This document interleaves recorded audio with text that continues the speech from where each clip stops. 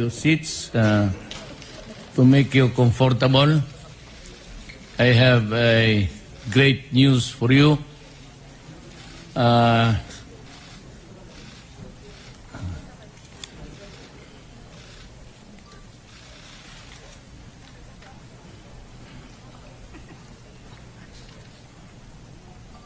It is with great happiness that I announce to the nation that Chairman Nur Misuari, our brother who heads the MNLF, has finally decided to just accept my invitation for him to talk to us. He has obliged, and we are very grateful. Secretary Doresa just did the legwork and all. And he was able to pave the way for Chairman Nur to come here, I said, upon my invitation. There is that pending warrant which is lifted now upon my orders so that we can talk. And I would like to assure Nur, Brother Nur, that there is never an intention to deprive you of your liberty. As far as we can remember, when I was Vice Mayor, you were touring Mindanao, and I accepted you with open arms, and I said that maybe someday we can finally talk about peace. And little did I know, Brother Nur, that by the grace of Allah, I became the President of this Republic.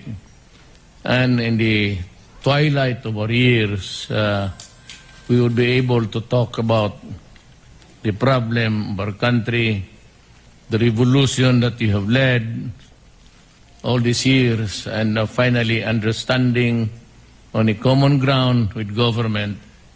And that I assure you, I said, as you have narrated, we will come up with the modality and then, of course, how to place us in our proper homeland, our Mindanao, and that we will talk about the Bangsamoro Authority.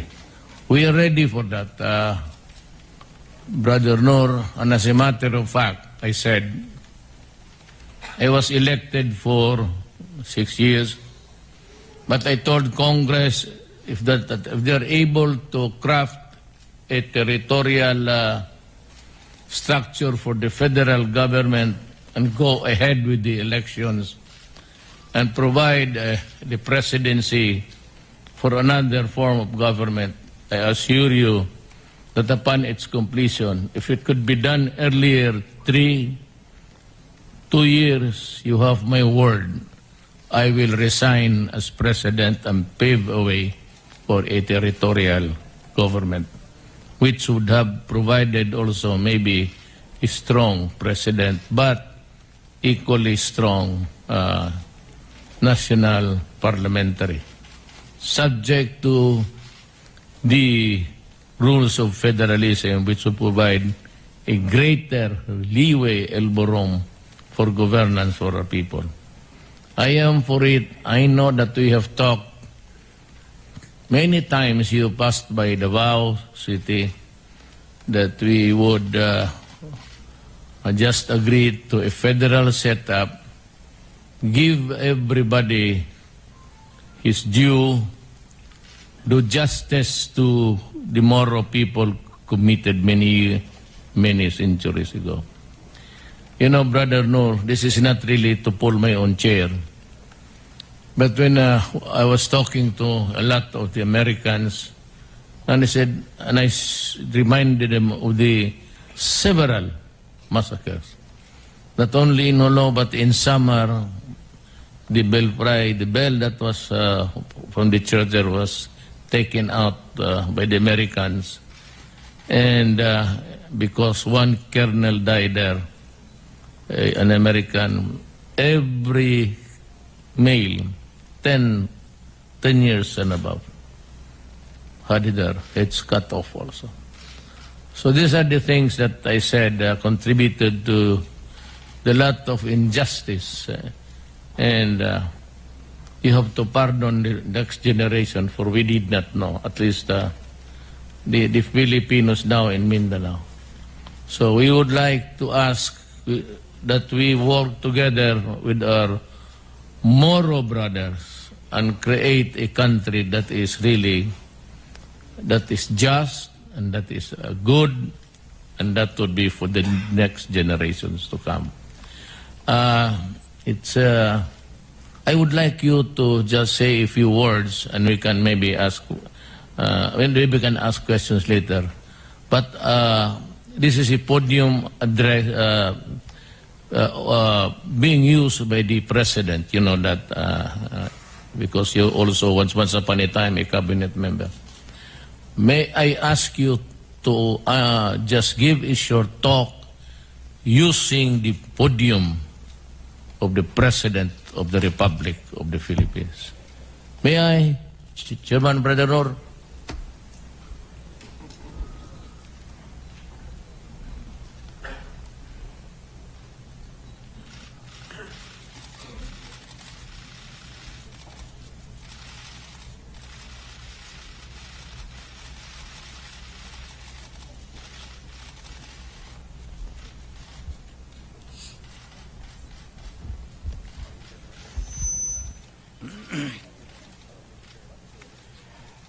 Bismillahirrahmanirrahim. Assalamualaikum warahmatullahi ta'ala wabarakatuh.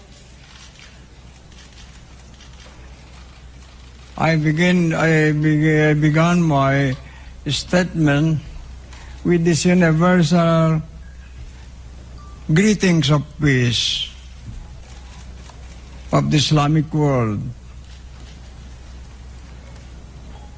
because peace is of most vital humanitarian value to us.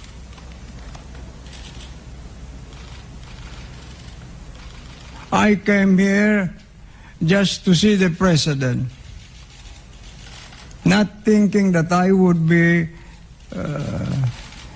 having this press conference, because I came here only in answer to the invitation of the President, the man whom I respect and trust.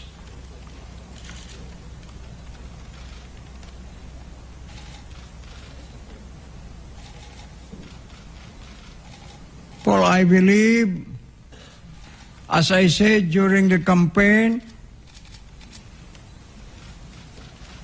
that is one single man who can provide solution to the problem of peace and order in our homeland.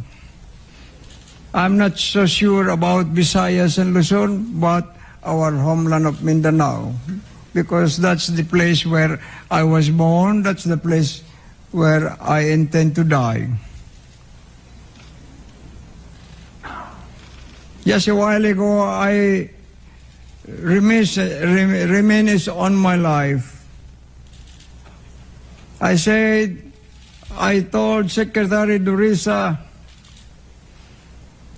when we passed by and about to enter the main gate, I said, it was in this Freedom Park where I spent 9 days, 9 nights of my life. I was then teaching in the University of the Philippines.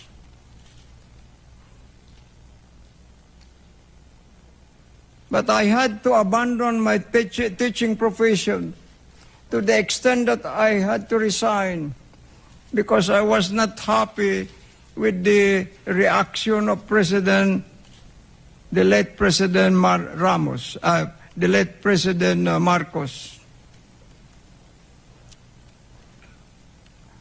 In the aftermath of the killings of more than 200 of our people in Corridor Islands, innocent youth of our homeland,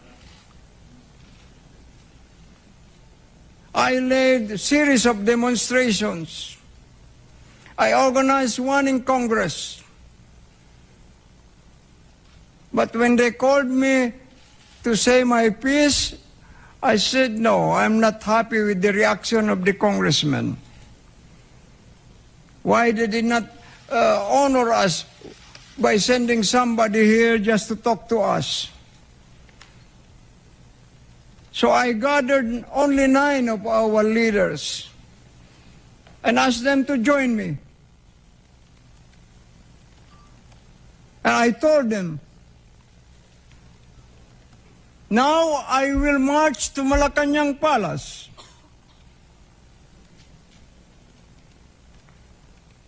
Because it was our agreement in the mosque, in Taguig Mosque, including the father of my brother here, Abu Khair Alonto. We swore to the Almighty God that we'll ask at least simple justice and will not stop until we get simple justice from the government. What kind of simple justice? We demanded in our streamers.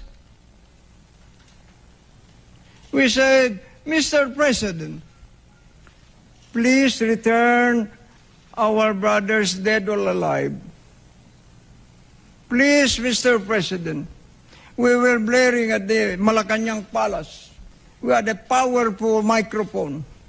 We occupied for 9 days, 9 nights. I slept in that Freedom Park for 9 days, 9 nights. I left only when I went to the university to change my dress, to take a bath and like that.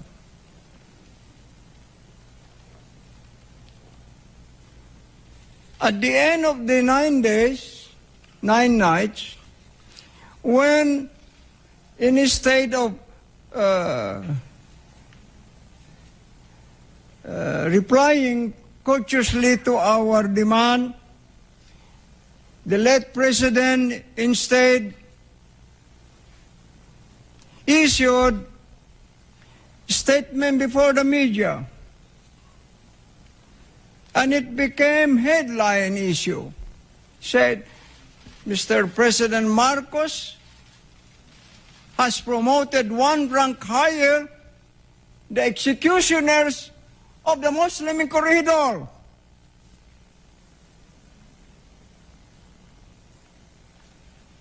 So I said, when the media came, they asked me, how long is still Mr. Professor Misuari, will you stay here? I said, this is the end. I will end my stay here tonight. There, I gathered our leaders and we swore to the Almighty God to start our struggle for our complete freedom. I resigned from the university. I always told myself that the academic profession is the first love in my life. I was so in love with that profession. But when we did not get even a simple justice from the government, so I decided to cut off myself from the university, and now I'm already over 48 years of my life. I told our dear brother, the president, I was already determined to stay put in the mountains, were it not for his call, were it not for his invitation. It's just I cannot reject his invitation because I respect him too much. And now I came here to thank him. First also for restoring my freedom, if only partially. When we released from the residence of my wife, Mr. Kazartan seeking stand, after we got him from the hands of the Abu Sayyaf, we were very, very lucky. The Abu Sayyaf sent only, according to Seeking Stud, only 60 warriors. And upon my instruction, I asked my people to envelop them right away. And I sent 1 battalion of my forces. So they had no choice but to give us to us. Then when he left the residence of my wife, you know what he said? I am so happy to be alive.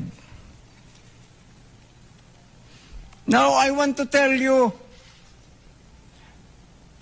paraphrasing that statement of my friend Kazartan, now I am so happy to be free again.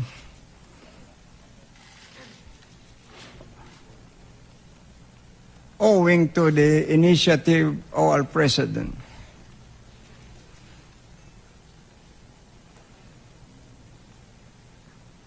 My first impulse was, I told Secretary Durisa, I said, I would rather let the President speak for us. How often did groups of media people try to convince me to welcome them in my camp, except for Al Jazeera, which was commissioned by the CNN. It's another 2, ABS-CBN, and I don't know, another international media organization. I welcome them there. Because I am sorry to say this, I'm not happy with the performance of some media people. They distort my statement. And some of them are insisting, before they used to insist, MNLF is a spent force.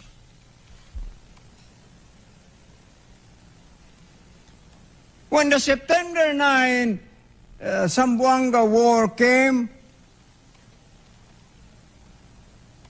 President Pinoy was asked, Mr. President, with this war, can you still say that? No. Misuari is strong. MNLF is still alive. And now they are saying, mouthing the German propagandists, repeating lies and lies and lies. That this group of traitors called Executive Committee of 15, they said, is the biggest group. Sometimes MNLF. No, sir. Not even one barangay of my people in can they match in Holo. They only have handful of people. Even right now, you can ask Jimurad himself, how many thousands of his forces, how many thousands of his arms have been brought back to us? You can ask my brother here, one of my commanders from Lanao, from Cotabato. He will tell you, most of their fighters are ready with me.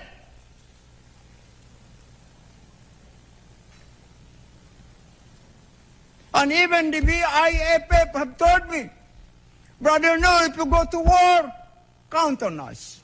BIFF.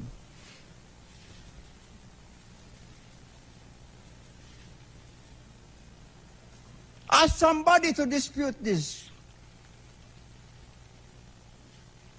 And now I came here, foremost in my mind is, how can we help our president finish his job through to the end of his 6-year term?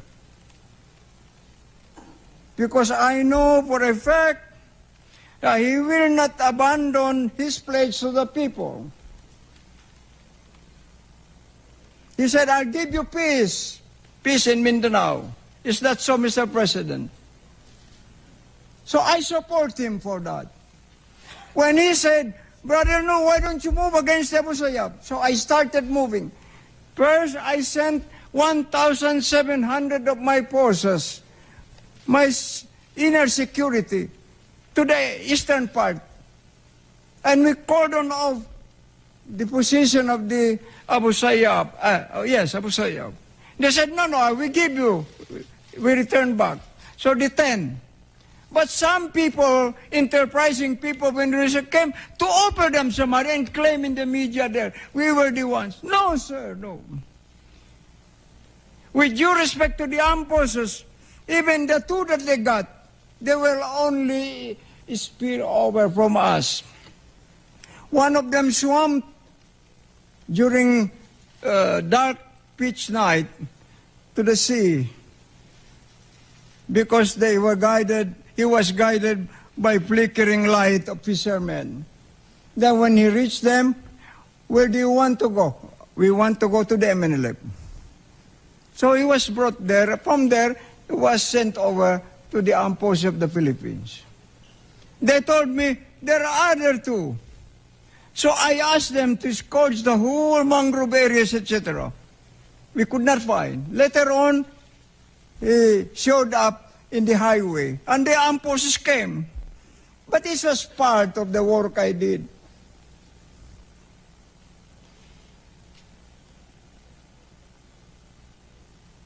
You see? That's the thing I want to say. I want people to be truthful about things. If you want us to be fair with you, you want us to deal with you, please be fair with us. Just tell the truth, simple truth. And secondly, about this campaign against drug, one of my commanders, I was telling Secretary Durisa, while we were flying from Holo to Manila, I told him one of my commanders has written me a report saying, Kaji, addressing me. Every time I finish my prayers in the morning prayers, I go to the balcony of my humble house, overlooking the highway in Holo. Every time I see people, young people, in the prime of their life, walking like ancient people or what, I say, what's the cause? Drugs. They are destroying our children, our youth. Who will succeed us after this? When our citizens are already destroyed by these drugs. To us, I've always been saying that drug is a restless, creeping threat to humanity.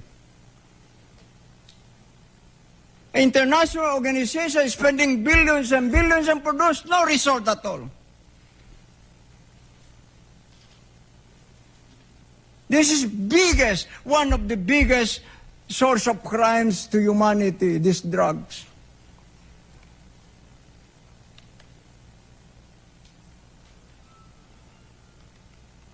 And apart from that, I was also saying that since Malaysia is the one who is involved in this kidnapping for ransom,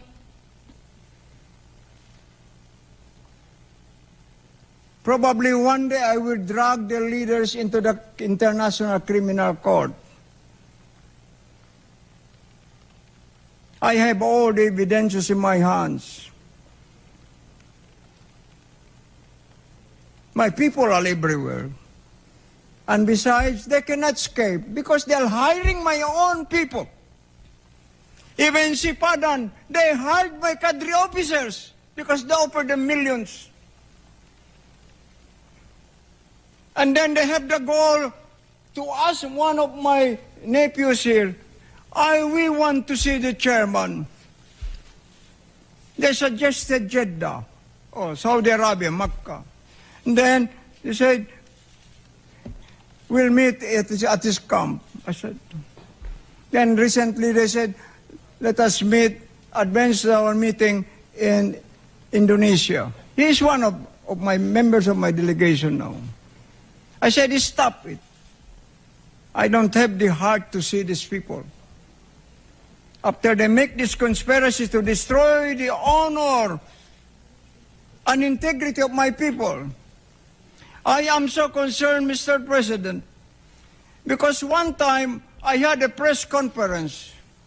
It was a big room in Malaysia. But before, at the time, I did not know yet who was behind the Sipadan. Sipadan has just broken loose in the world media. They asked me, they asked questions. Before even I could open my mouth, one German lady stood up and pointed her finger at my face. You know, Governor, your people are the worst people in the world. I said, sit down. I will explain to you. Because she said, why did they kidnap people for ransom? Now I told them, I said, listen, I can understand what is prompting in your heart, in your soul. I can understand that because you come, I'm sorry, with due respect, from Western civilization. And according to Western civilization in my studies, there is such thing like collective punishment. When somebody commits mistake, commits crime, what will he do? What will he do? They can even destroy the whole community. Just 1 second. But in our case, we are Muslims. The crime of the father cannot be imputed to the son, let alone the crime of the son can be imputed. No. So they stopped. And the people started howling at her. Oh, mostly white people. She was very irresponsible. So I want to stop here. Just allow me to reiterate my sense of gratitude to the President and my promise that should he need our cooperation in his campaign for peace, you can count on us, Mr. President, inshallah. Wassalamualaikum warahmatullahi ta'ala wabarakatuh.